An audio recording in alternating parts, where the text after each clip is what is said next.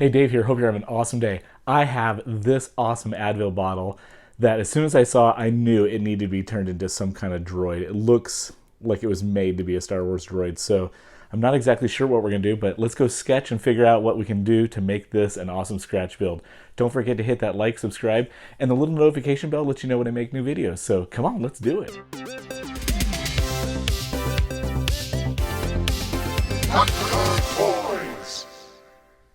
All right, so here's where I'm at. I've got just this really cool shape.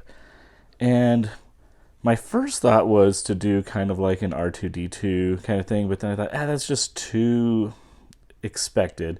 I was thinking maybe some kind of tank thing. I got some airplane landing gear, so I was thinking maybe wheels. And then I was like, oh, maybe like the ATST, like a chicken walker kind of thing. But I didn't really love that. And then I started messing around with this shape for the legs. And I really am kind of digging the way this is looking.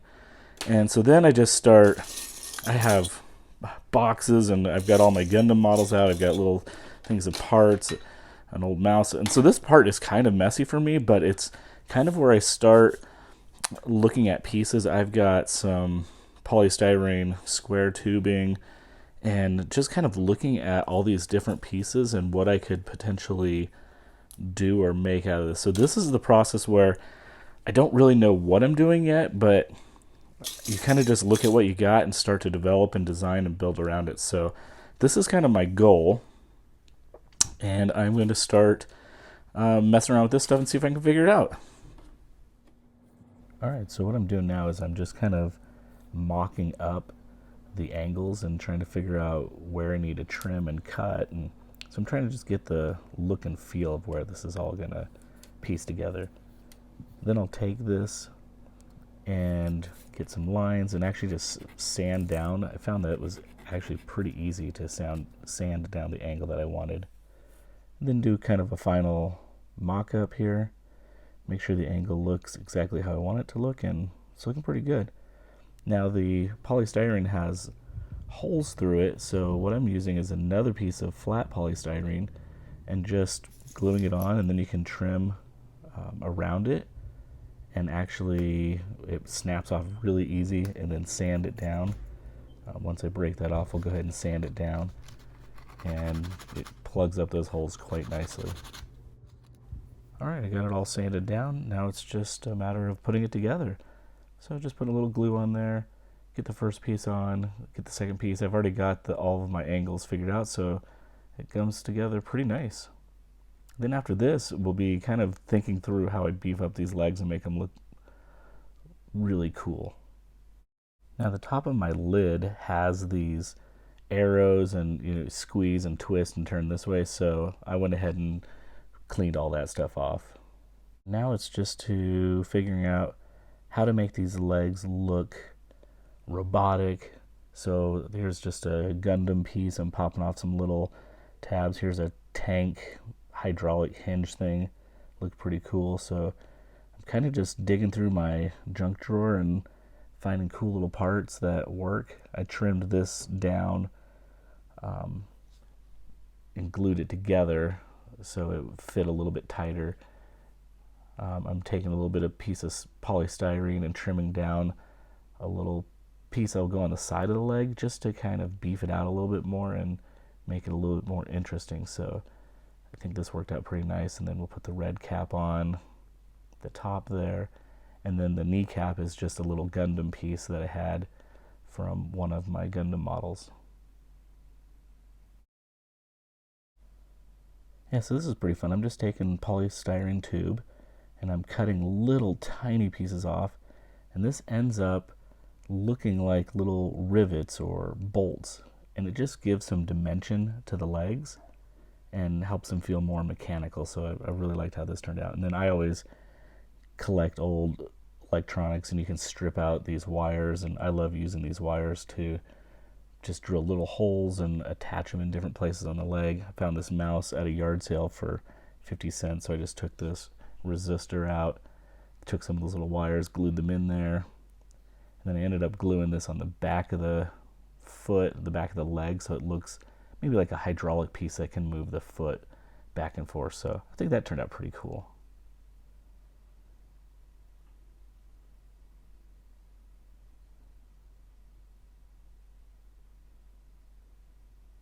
Just give it a little extra glue there. And there you go. 2 legs, they look great. Alright, so I'm just cleaning up where the LED is going to go for the head, sanding that down, and then this is a scope that I found just from a toy, and I actually mashed up a gun and the scope and kind of made my own cannon that will go on his arm. And then I took a sprue from one of my model kits, the Gundam kit, and I'm using that as a peg to actually drill a hole in. I'll be able to slide the gun in there. Oh, for the legs, this is kind of cool. I'm using a Lego peg, and the peg actually allows me to click the leg in, and I can move the legs back and forth, so that worked out pretty nice as well. All right, so here's where I'm at. I spent actually the last few hours just kind of thinking through all the details and just drilling some little holes, putting polystyrene tubing just in these different areas. I've got the gun mounted so I can actually raise it or lower it. Some little work on the legs. I think you've already seen all that. Wiring, this little backpack, more little just components. On the top here I've got like a little latch, some antennas for the eye. I have this green little dome that I'm going to put in, and then I'm going to try and do this T-light LED. I think it's almost exact same size. I might be able to cut that out and use the base to mount that T-light so it actually has a switch that you can switch on and off. But before I put the T-light in, I think I need to paint this thing, so that's what I'm going to do next. Let's prime this thing and paint it up.